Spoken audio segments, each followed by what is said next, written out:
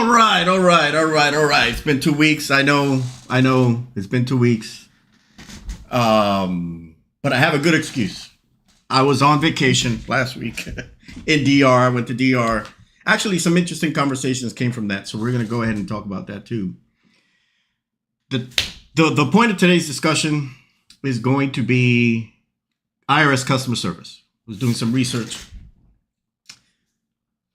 The IRS customer service in general absolutely sucks, both for tax preparers, the individual taxpayer, and then for the taxpayer advocate. It's a mess, right?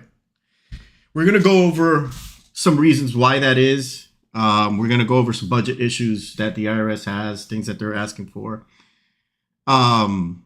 Just some basic 101 on how the system works, and then how you can kind of navigate through the system, or you need to speak to make sure that the IRS gets the message that priority should be customer service, right? But before we start, we're going to go into a video, kind of one of the many things that the IRS tried to do. So let me go ahead and cue that up here. Okay, give me 1 segundo. Yeah, and I'm sorry, on Instagram, the video is not very good.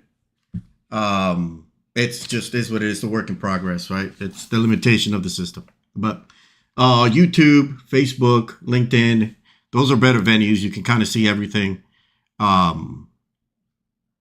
everything that's on there, right? So let me go ahead and cue up the video now. Give me 1 second. All right, here we go. Yeah, so this is the video. So let's take a look and see. So I'll set this up for you. The IRS attempted to provide some additional services for taxpayers. This is kind of how it went. Hundreds of people, waiting all day patiently. Stacy Schmidt. What's up, Beto? I got you, man. Thanks, man. Near a federal building in downtown Detroit on Saturday. She was waiting to speak with an IRS agent about her tax return. Well, we received a letter that we needed to, my daughter had to go verify her identity. I have her claimed as a dependent on my returns, and they're holding my return. Whether it's identity theft or something else, but they need her to verify her identity. The IRS has given taxpayers opportunities to meet with an agent without an appointment one Saturday each month since February. Schmidt got to the federal building before it opened at 9 a.m. and hoped to get in before it closed at 4. But at around 2 p.m., this happened. The cops were in the street on the bullhorns telling everybody to go home. After all of the standing and waiting, Schmidt and hundreds of other people were turned away. They were told the IRS agents weren't able to see anyone else at that time. It was very unorganized, and it's really disappointing. As far as what's next for Schmidt? Going to be calling again and seeing if they have appointments or trying to talk to supervisors. To try to see what we can do. If you are having issues with your tax return, there is one last opportunity to get an in-person meeting without an appointment with an IRS agent. That will take place on May 18th, a Saturday. But it is first come, first serve. Tiara Braddock, 7 Action News. Hey Tech Leads, this is Monday Dev, a platform to manage your So this happened this last tax season, right? So that's kind of how it goes with most of the initiatives. Partly due to the fact that they don't have the manpower, they don't have the personnel, partly due to the administrative minutia that people have to deal with when it comes to taxes, and all the bureaucracy and red tape. But we're going to go over how all that works. So just for some context, right? So I was on vacation last week, which is why I didn't do Tax Tip Thursday.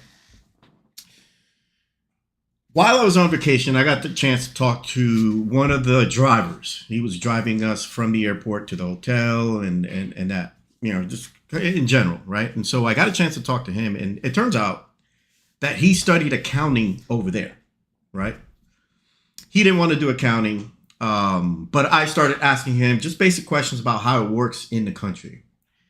So in terms of his salary, he does get paid a salary. Taxes automatically get taken out. He doesn't have to worry about that. Mostly, though, he survives on tips, right? So tips from the different people. And that you don't have to, according to him, again, I haven't looked at it, but that you don't have to report. He says he doesn't have to do it. I mean, if it's a transaction, whether it's a credit card, whether it's cash, doesn't matter. He doesn't have to report it. So it's a lot less red tape just based on that. And I think if you reduce the red tape, you reduce the need for customer service overall, right? So as far as the tax, the options, right? So, or how long this has been happening. This has been happening. I've been in the industry, in the finance industry since 2008. I opened up the first tax preparation business in 2011. Ever since I've been communicating with the IRS, it has been a problem, right? So we're going to go over, and this article here is from the Taxpayer Advocate Services. They're really good. If you can't get a hold of the IRS, they are a very good resource to try to bridge that gap between IRS and the population. So make sure you reach out to them. They won't handle anything like, where's my refund? But if you're trying to resolve a matter and nobody in the IRS seems to want to help, they have access to resources that even tax preparers don't have access to. So it's a good resource for them. It's a good resource for people to actually go through to get issues resolved with the IRS, right? So this article was last updated February 2024, published in 2022. Like I said, they've been having issues with the system since the beginning of time. Well, since I can remember. They are, I think, in quotes, trying to make an effort to better the system. But this article basically goes over the things that they've been doing, right? So taxpayer access to telephone support has gone from bad to worse. And this could be something as simple as verifying an identity, like the line that you saw that essentially I tell everybody to go away. What I've experienced as a preparer is they would hang up on you. So you'd be on hold for 3 hours and then the call will get disconnected. You gotta call back and get in line, right? There's several reasons why that happens. But there are really a couple of ways to kind of get a hold of the IRS. Through your tax preparer, like if you hire a tax preparer, the tax preparer has a separate line, a tax priority service line, that they can contact the IRS and talk to whoever is behind the other to resolve any issues. Then there's the general line that everybody calls at 1-800, I believe it's 849-1040, or 829-1040, I believe. So that's the number everybody calls. They get put in a queue. More often than not, unless you call at 7 in the morning, like right as they open up, you're not going to get through. If you call at 9 o'clock, you get put in a queue. You're spent 3 hours waiting on hold. And then they might or may not answer the phone call, right? So it's gone from bad to worse. Now, the IRS reports that hold times were 23 minutes. And we're going to go over some of their official reports as far as budgets and hold times and customer service. But an average of 23 minutes, when you consider the anecdotal stuff that I've experienced and the taxpayers that I've spoken to experience, that number is incorrect. There's something going on with how they're tracking that. Maybe it's just to make themselves look good, to ask for more money. Who knows what it is? But that 23 minutes is not indicative of what's actually happening on the ground. Now, that could be for several reasons, right? We're going to go over their budget so you can kind of see what that looks like and where they're placing their priority, right? But there is also a service using technology that tries to circumvent the hold times by automatically dialing until you actually get somebody until you actually get a human being on the other line at the IRS, right? So This service here, NQ, I believe it's called, essentially the name of the company is NQ. And what it does is it uses robots essentially to dial automatically to the IRS.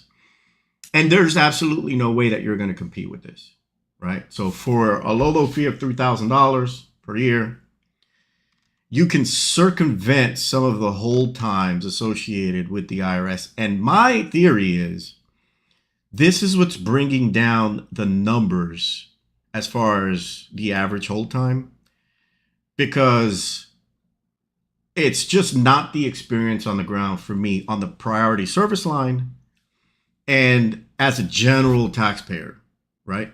That's just not my experience, and that's not the experience of a lot of people that I've spoken to. So if you have $3,000 a year and you want to, hire a company like NQ to bypass a lot of the I guess the hold times with the IRS, you can subscribe to this. And these are kind of the plans: $3,000 a year or $300 a month. You take your pick. The IRS has actually noticed that this is an issue.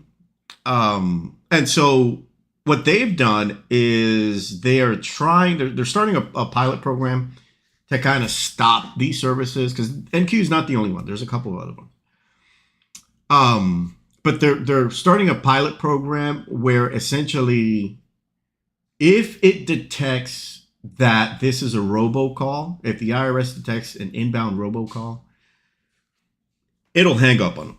Right now, there's so many different. It may create false positives. Like there's a lot of different things that could happen with this, right? But they've recognized it, and I believe that they're trying to fix this, right? So let's read here. Basically, it's piloting a program that requires callers to the PPS line, which is the practitioner priority line. That's the line that we get, the phone number that we get as tax professionals, to repeat a certain phrase before being transferred to the IRS. And if they don't repeat that phrase, then the call automatically hangs up. Now, as far as tech, I'm in tech. That is going to need voice recognition software. There's a bunch of stuff that goes into it. And if it doesn't work right, you spent, $10 million and got nothing out of it. So we'll see how this works. We'll keep an eye on it, on how it works. But there are some anecdotals here. To the extent that these changes will improve services for all practitioners, we're pleased. Some people are saying this is good. Let me see what else is going on here. The pilot program is directed at companies such as NQ, right? So this is that company that I was telling you about here, that you can pay for, right? So this pilot program uses bots to get in the queue for the IRS service lines and queue clients who dial into the company lines and swap places with the bots at the front of the phone line, right? So it's kind of like a switcheroo. So they call right in the morning, a bunch of bots call and then they switch. And I'm willing to assume those prices are completely insane, and I'm willing to assume that that's on the low end, right? Because if you look at the return on investment, right? Would you rather spend 3 hours on the phone waiting for someone at the IRS? And mind you, if you have 200 clients, they're not going to you're not going to be able to ask questions on 50 clients at a time. They might service 2 clients at a time, but then you have to get back in the queue. So these bots kind of get ahead of that, and essentially you can just spam the phone lines, and that's why nobody can get through to the IRS, because they don't have the manpower to handle the bots, the volume, everything. So let's see what else this article talks about here. So email today. The IRS continues to receive heavy call volumes and is taking steps to improve. Okay, the automatic return call system is greatly appreciated feature being offered by the IRS. This is something that I've seen, and it's hit or miss, right? Sometimes you get put in a queue. Oftentimes you don't get a call back. So it's better to just wait on hold for 3 hours rather than rely on the callback feature from the IRS, right? So they're trying, but I don't think that they've made the necessary steps to better the customer service for people to resolve these tax issues, right? Now, the IRS is seeking some money to actually hire more customer service agents. 104 billion to be exact. So this article is from April 18, 2024, written by Jory Heckman, Federal News Network. So they are asking for some additional money to maintain service improvements. So they've made some improvements compared to when the pandemic was happening. I mean, nobody was getting through. Letters were sent 6 months in advance. Power of attorneys took 6 months to process. Everything was taking forever. I mean, you would submit a letter and then a year later you would get a response. So they're seeking some additional money to help with offsetting the volume of calls that they receive. So just for some context, right? The agency handled 1 million more calls this filing season compared to 7.7 million it answered last year, and the 3 million calls and 3 million more calls in 2022. So they're getting more calls. They have to do more services regarding those calls. And my theory is because the IRS has turned into the essentially an enforcement wing of whatever political party is in office, right? So, for example, the checks, the stimulus checks, right? All that stuff went through the IRS. So now they can't focus on customer service or whatever it is else that they focus on. They got to shift priority to sending out stimulus checks. So, and there's so many examples of how the IRS has become that. And I think that does a disservice to the country, not just, your individual tax issue, but the country suffers because now you can't get your issue resolved. People in general now have to go into tax court and then fines and levies, and that messes everything up, right? So this is a huge issue that the IRS has to get a handle over, either by lowering the administrative minutia that people have to deal with, so that way they don't have to call in, implementing some kind of technological solution to help with the processing of things, or hire a lot more people. So, I mean, those are only the three that I can think of off the top of my head. These goals here, providing 88% level phone service, I would assume that they count the positive interactions if you get forwarded to where's my refund. Because for example, let's say you call and you're like, hey, I want to know where my refund is or what the holdup is. If you select on the phone while you're dialing, if you select, hey, I want to know where my refund is, it puts you into, hey, okay, you can check your refund online. Have a good day, click. But some of this stuff is not cookie cutter, right? It's not cut and dry. You actually have to get a human being to look at the system and see exactly what's happening with the system. Even the tax preparers don't have access to a lot of this information, which they should, but that's another story, right? So calls were answered in about 3 minutes. I don't know that's a thing, right? So the Inflation Reduction Act, the IRA, so this is interesting, has enabled the IRS to have one of its best filing seasons ever, supposedly because of the money that they received, right? So this is just based on the metrics that they're looking at. So having said that, let's look at the IRS budget. So there was one for 2024. There's some projections for 2025. We're going to go ahead and look at that. What I did was initially, because AI is everywhere, and I'm actually working on a solution. So I went ahead and added, I used my tax assistant that I have on GPT-4. I haven't put it out there yet, but we're working on, making it publicly available for everybody. But what I did was essentially took the two budgets from 2024 and 2025, and I asked, hey, how much do they spend in customer service? And this is essentially what the IRS or ChatGPT mentioned based on its analysis of the budget. Taxpayer services is the appropriation. That's where they get most of their, the customer service gets their money from. And it's outlined 2024, 2025. So the IRS has allocated 3.4 essentially for taxpayer services, which includes pre-filing, taxpayer assistance, and education, as well as filing and accounting services. Specific initiatives include $267 million invested to improve telephone levels of service and reduce correspondence inventory. So $267 million to essentially for customer service was what was invested in 2024. And then for 2025, $3.4 billion for taxpayer services, maintaining the levels of 2024. So essentially for the same amount of money, for the most part, you're getting kind of the same level of service, right? So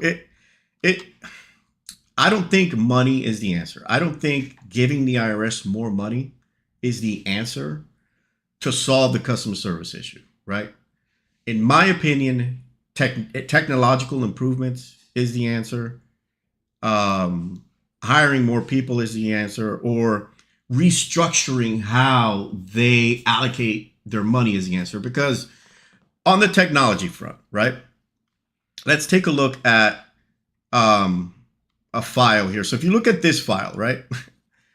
This might look familiar to some people. This might not. This isn't IRS related, right? This is essentially assembly programming language. The IRS still uses assembly for some of their services. If you can look at this looks a lot like your transcript. When you go into the IRS and you download a transcript, this is kind of the format it's in.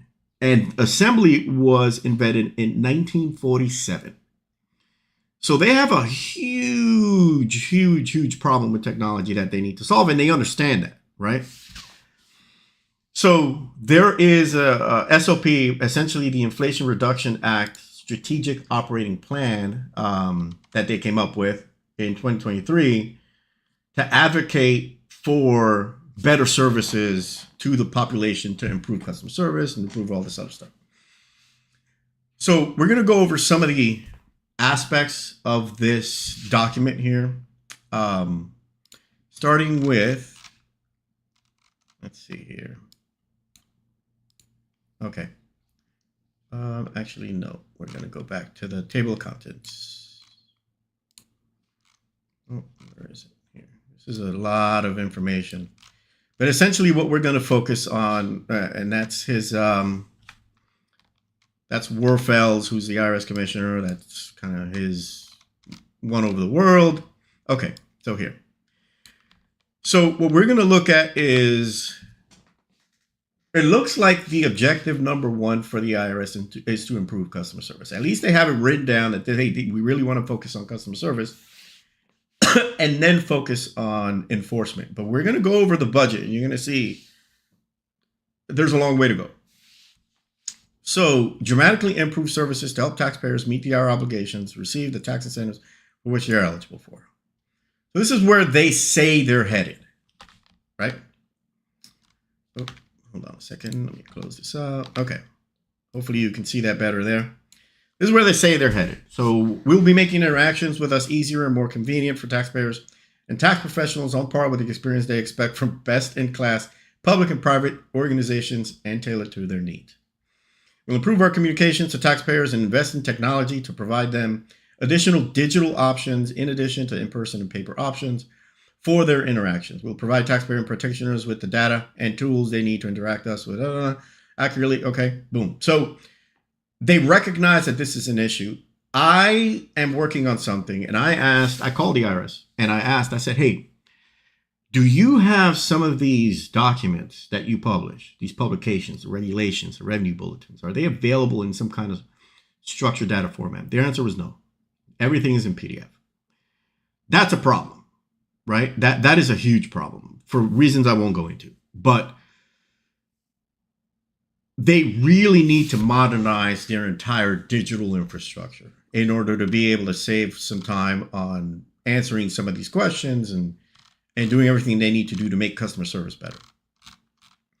We're going to continue reading here. So this is their strategic shift plan, right? So they're going to go from taxpayers often must call the IRS to get help because the self-service options are limited and they're severely limited, to taxpayers and tax professionals will be able to interact with us in ways they prefer, including expanded digital phone and in-person assistant options, right? So they're looking at expanding how they address some of these issues aside from just calling, right? Because they can come up with a system where someone can log in and then address any issues associated with that taxpayer, but they don't have such system yet. So again, lack of convenient ways to access and use their data. Taxpayers will have an easy, secure access, to their information. So they're thinking about it, which is a step in the right direction. But when you money, when you start to look at the money and seeing where their priorities are, it tells a completely different picture. So let's start looking at the money here. So these are the reports, right? And the budget in brief for the IRS. This is 2024. And then this one is for 2025, right? So we are going to look at 2024 first, so you can see where kind of their priority is and if it has changed from 24 to 25. Let's look at several lines here. So remember, taxpayer services, that's where a lot of their customer service operations are handled, right? Operational support here, this is for their IT infrastructure, but this is where most of their taxpayer customer service is housed, right? So fiscal year 22, they had 26,000 full-time employees.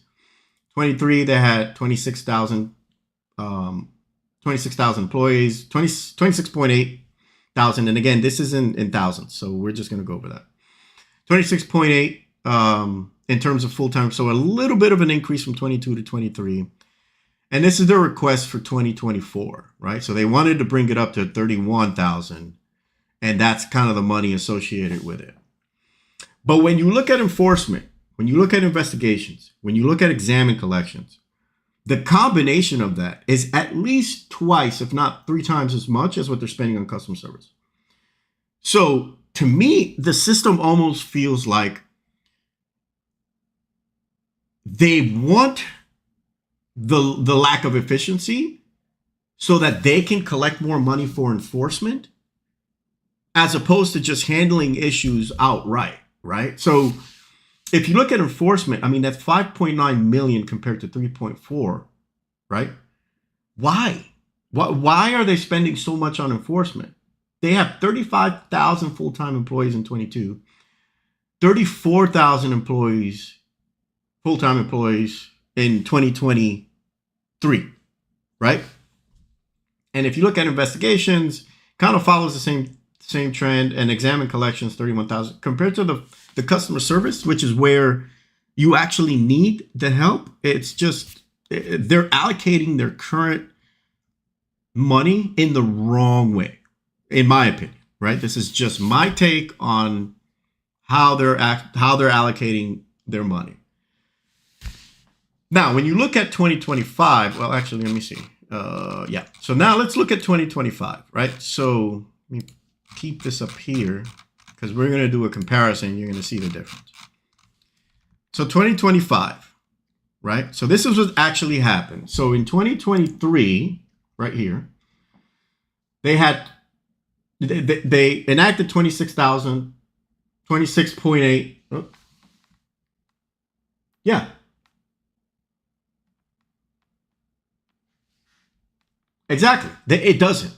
And that's it doesn't. And then what happens is you get a letter from the IRS, which you can't address. It might be a very simple thing to address. Like, for example, let's say you're a joint tax preparer, right? And you have the primary tax preparer or a joint taxpayer, rather. You have a primary taxpayer and a secondary taxpayer. let's say that you have a bill, right? Let's say you have a $30,000 bill and you make the payment, but you use the secondary taxpayer's information to make that payment. The IRS has absolutely no idea that you made that tax payment. So what's going to happen is you're going to get a letter saying, hey, you owe us $35,000 or whatever it is, money plus interest. Oh, and by the way, we might start levying your property and garnishing your wages. That's a simple phone call, right? That's a simple, hey, listen, this is what happened. Now, you're kind of stuck between a rock and a hard place, because in order to resolve that issue, you have to call the IRS, and now you're on hold for 3 hours and you might get hung up on. You can also write them, but if you do write them, you send it certified, you're going to be waiting plus 6 months to a year to get any kind of response from the IRS regarding this matter. So it's almost as if they don't want these issues resolved, so that, I don't know if it's malicious or not. I just think it's how the system is built, right? Because of the money. If you look at the money, it's just how the system's built. They may not want for you to actually resolve the issue, so that some people might just say, okay, just pay it to get it out of the way. I've seen that happen between different taxing agencies at the state, but also with the IRS over the years. So I'm not saying that that's exactly what's happened. I'm not in their shoes, but that's the only conclusion that I can come up with, right? So here's the difference, right? So they did exceed their hiring goals a little bit. So for 23, they actually had 27,000 full-time employees, but their money was a little less than what they wanted, right? So if you look at 23 here, and then you can so here it was 2.78. So, I mean, actually it was a little bit more, but when you look at their futures, it's a little bit less here. So here they wanted 3.4, and guess what? Here they didn't get 3.4, right? So, but enforcement stays strong. Enforcement is always going to have money. Investigations and exams is going to have money. Even though their full-time capacity is decreasing, right? So here, 35,000 was in enforcement, so they increased their full-time percentage by 1.6. Here, enforcement went down by 3%. Actually, everything went down by 3%. So I think if the IRS shifts this perspective to more taxpayer services, whether it's by increasing technology and support operations that deal with customer service, or taking some of these people in enforcement and shifting them over to taxpayer services, or imagine that, simplifying the tax code. If they simplify the tax code, there's not that much of a need for taxpayer services. I mean, that's just, it doesn't take a rocket scientist to figure that out, right?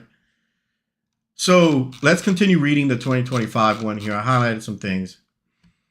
So according to the IRS, the Inflation Reduction Act has made some positive changes to how they handle customer service. Attained an 87% level of service, defined as the relative success rate of taxpayers calling the toll-free line for assistance and start turnaround from 15.5% LOS in filing season 2022.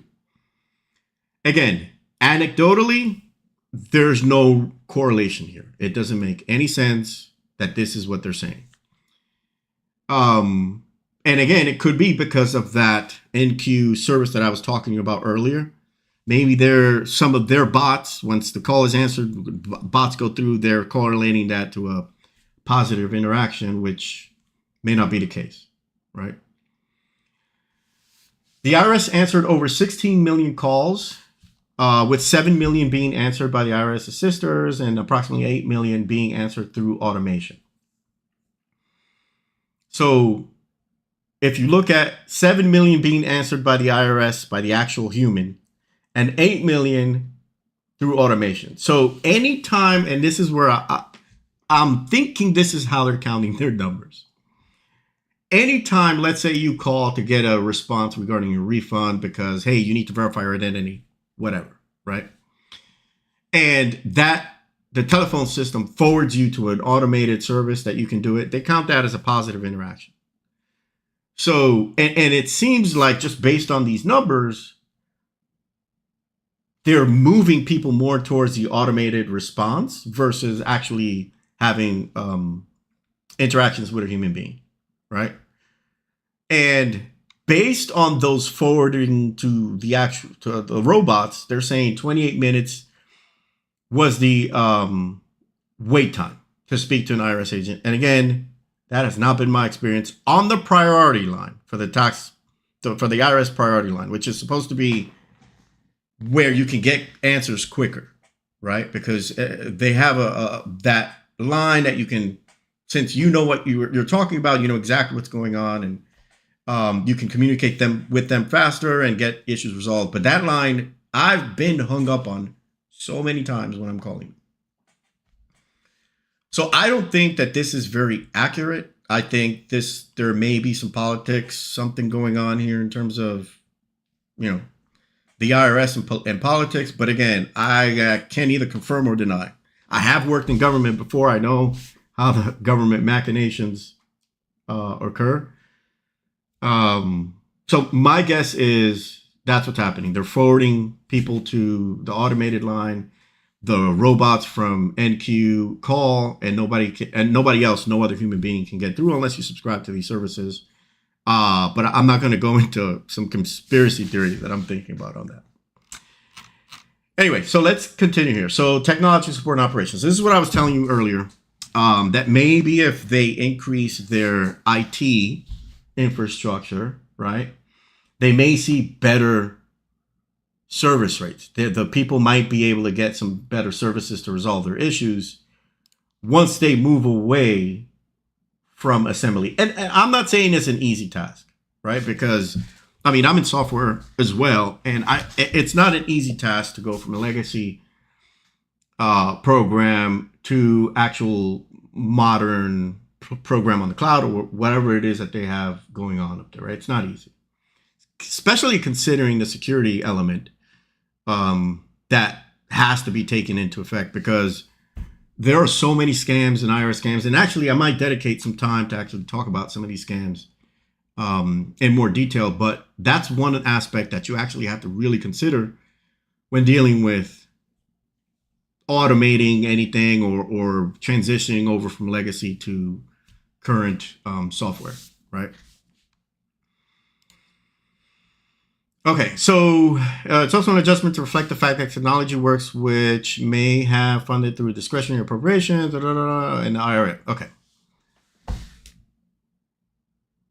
Yeah, scam talk. Yeah, so I think that's something that I'll probably eventually start working on, because there's a lot, and they're getting better and better. And now with AI, don't even get me started. But yeah, I think that's something that I'll definitely look at in the future. So let me see here. Let me see.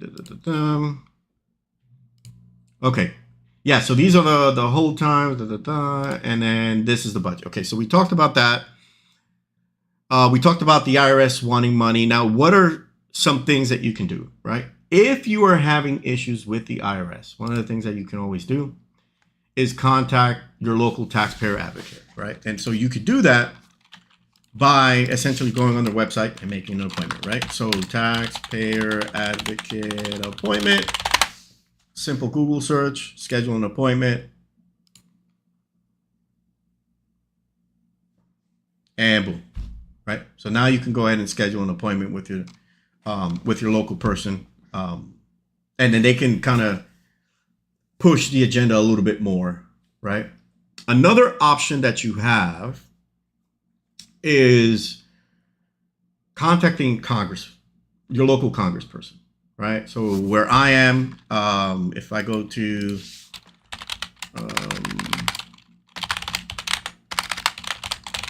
right, so do a simple Google search, find your representatives, house.gov, you enter your zip code, boom. And now you start getting whoever that is, right? I've actually been to Chip Roy's office on some matters, and they were very, very helpful.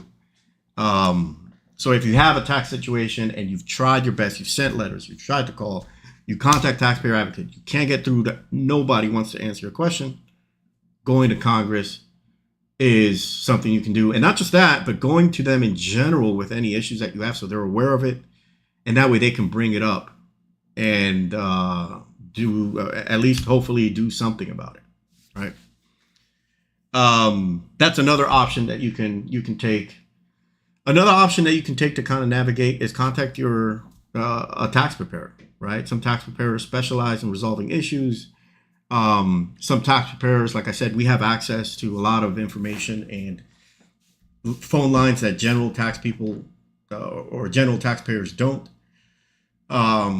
Which again, if I'm looking at the long term, it's something that shouldn't even be a thing. It should be a simple process with the IRS. But again, it's going to take time to kind of overcome some of these hurdles because of all the different interests involved, right? So that was essentially what I wanted to talk about in terms of customer service, what's happening, the budget, so you can kind of see what's happening with the budget, lessening the administrative burden on taxpayers. Like, for example, I was going to save this for another tax talk, but I'll just do this here. This form here. Oh, wait a minute. No. This is coming up. Right now it's in draft form. But now, guess what? You're going to have to deal with another form, right? So this is the 1099 DA, so digital assets. So essentially you had to create your own, you had to have your own accounting basically to figure out what your cost basis for your digital assets were. So then you can calculate if you sold any digital assets and whether there was a gain so they can tax it. Well, now they've created a brand new form, right? It's still in draft form. It still hasn't been implemented. But it's these administrative processes, is this quagmire of, I don't want to curse, but this is the problem, right? There's constant updates, there's additional forms, there's revenue procedures, and that is severely impacting customer service. So if somehow the IRS can figure out how to lessen the administrative burden on businesses, on general taxpayers, it's going to go a long way to getting a lot of stuff done at the IRS. But again, this is just one of the examples coming up. I'll probably go into detail more on this 1099 DA as we get more information on it. But this is just an example of the BS that people have to deal with the IRS, and yet their budget and the concentration of how their money is allocated is more towards enforcement as opposed to customer service, right? So yeah, that was pretty much it. Let me know in the comments if you have any questions, anything that you wanted to discuss. I think scam talk is probably a good one. So we're gonna have to figure out how we can kind of, stay informed on what to look for. That's why I always advocate, even if you don't file or you're not supposed to file a tax return, file it just so that you can avoid your identity being stolen.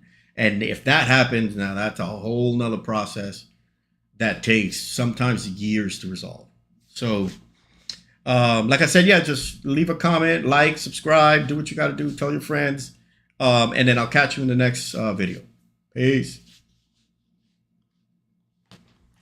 All right. I got to come up with a better outro. Eventually I will.